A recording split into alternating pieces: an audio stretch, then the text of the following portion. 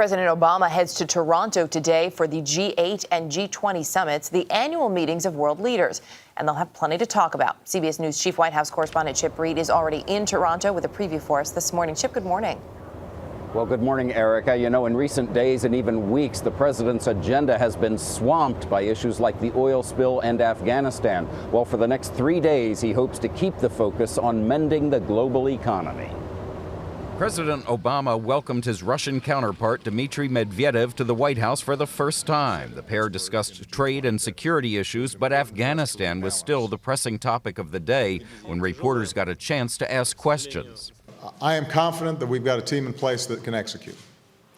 And now I'm paying very close attention to make sure that they execute. President Obama also reiterated that the July 2011 date for U.S. troops to begin leaving Afghanistan does not mean the U.S. will be abandoning the Afghans. We didn't say we'd be switching off the lights and closing the door behind us. What we said is we'd begin a transition phase in which the Afghan government is taking on more and more responsibility.